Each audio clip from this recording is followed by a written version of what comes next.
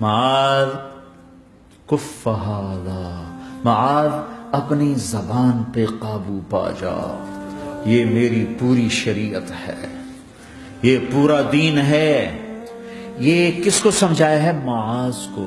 کیسے سمجھایا؟ جیسے چھوٹے بچے کو سمجھاتے ہیں، ایکشن کر کے۔ صرف اتنا بھی تو کافی تھا، بھائی زبان کی احتیاط کیا کرو، ایسے سمجھایا جیسے چھوٹا بچہ۔ کیوں؟ کہ مشکل ترین کام ہے۔ 22 ویلر ٹرالے کو بریک لگانا آسان ہے، یہ 2 انچ کی زبان کو بریک لگاتے ہوئے سارے بریک فیل ہو جاتے ہیں۔ اور جتنا آج گھروں میں فساد ہے اس کے پیچھے یہ زبان ہے۔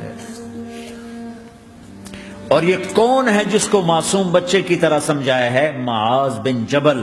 اور معاذ بن جبل کون ہے؟ میرے نبی نے کہا قیامت کے دن میری امت کے علماء کا جھنڈا معاذ کے ہاتھ میں ہوگا۔ اور یہ کون ہے؟ میں پچھلے مئی میں گیا ہوں، یہ مئی جو گزرا ہے، اردن ہمارا اجتماع تھا تبلیغ کا، میں وہاں گیا، عمان میں آگے اربد گئے، اربد سے 18 کلومیٹر 20 کلومیٹر آگے حضرت معاذ کا مقبرہ ہے، باپ بیٹا دونوں وہاں دفن ہیں۔ حضرت عمر کے زمانے میں انتقال ہوا، جب میں اندر گیا تو اوپر لکھا ہوا تھا تاریخ وفات 18 ہجری، اور اب ہے 1435 ہجری۔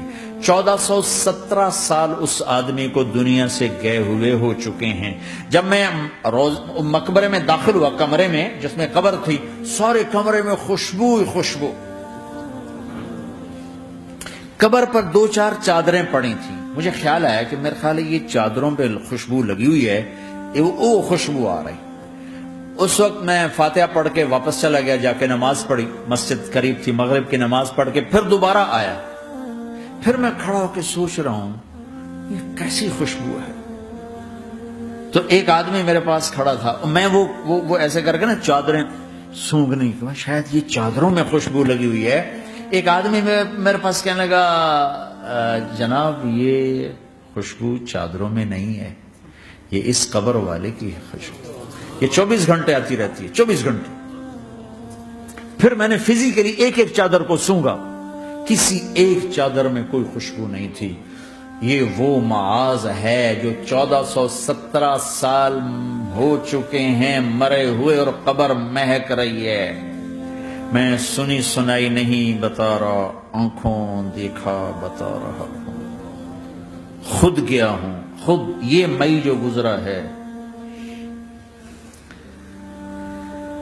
ان کو ایسے بتا جو چھوٹے بچے کو، معاذ زبان پہ قابو رکھنا۔ اب زبان پہ قابو آ گیا تو میاں بیوی کی لڑائی ختم۔ اگر یہ تو ہو نہیں سکتا کہ اونچ نیچ نہ ہو، کبھی خامن تیز ہوگا تو بیوی زبان پہ قابو پا لے، کبھی بیوی تیز ہوگی خامن زبان پہ قابو پا لے۔ اگر دونوں ہی سیکھ گئے تو ان کا گھر جنت بن جائے گا۔ کبھی ساس اکھڑے گی تو بہو چپ کر جائے، کبھی بہو اکھڑے گی تو ساس چپ کر جائے، کبھی باپ اکھڑے گا تو بیٹا چپ کر جائے، کبھی بیٹا اکھڑے گا تو باپ چپ کر جائے۔ دعویٰ نہ کرے کہ میں باپ ہوں، میرے آگے بولتا ہے۔ انسان انسان ہے، خطا ہوتی ہے۔ اگر آپ بھائی یہ پیچھے نیچے مستورات بھی ہیں، اپنی زبان پہ قابو پانا سیکھ لیں۔ کسی کو دکھ دینے والا بول نہ بولے۔ المسلم من سلم المسلمون من لسانہ و یدہ، آپ نے فرمایا مسلمان ہے ہی وہ، مسلمان ہے ہی وہ جو ہاتھ اور زبان سے کسی کو دکھ نہ پہنچائے۔ آپ نے کہا واللہ لا یؤمن، واللہ لا یؤمن، واللہ لا یؤمن، اللہ کی قسم ایمان والا نہیں، اللہ کی قسم ایمان والا نہیں، اللہ کی قسم ایمان والا نہیں۔ کون؟ شراب پینے والا نہیں، نماز چھوڑنے والا نہیں، زنا کرنے والا نہیں، جوا کھیلنے والا نہیں۔ کون؟ کون؟ الذی لا یأمن جارہ بوائقہ، جو اپنے نیبر کو تنگ کرتا ہے وہ ایمان والا نہیں، جو اپنے پڑوسی کو تنگ کرتا ہے وہ ایمان والا نہیں، جو اپنے ساتھ رہنے والے کو تنگ کرتا ہے وہ ایمان والا نہیں ہے۔ اپنی زبان کو میٹھے بول کا عادی بنا لو، سہنا سیکھو۔ ہیرا کیا ہے؟ کاربن ہے، ہیرا کاربن ہے۔ ہیرا کیسے بن گیا؟ ڈائمنڈ کیسے بن گیا؟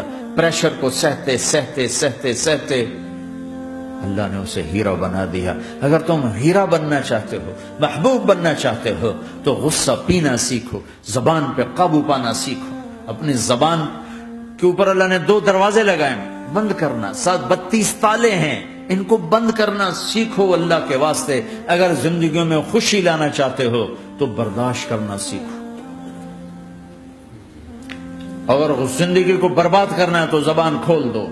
جس کی زبان کھل گئی اس کا دین گیا، جس کی زبان ہاتھ میں آ گئی اس کا سارا دین ہاتھ میں آ گیا۔ حضرت لقمان کا فرمان ہے، بیٹا میں چپ رہنے پہ کبھی پچھتایا، میں چپ رہنے پہ کبھی نہیں پچھتایا، مجھے چپ رہنے کا کبھی افسوس نہیں ہوا، مجھے جب بھی افسوس ہوا اپنے بولنے پر ہی ہوا ہے کہ یہ میں نے کیا کہہ دیا۔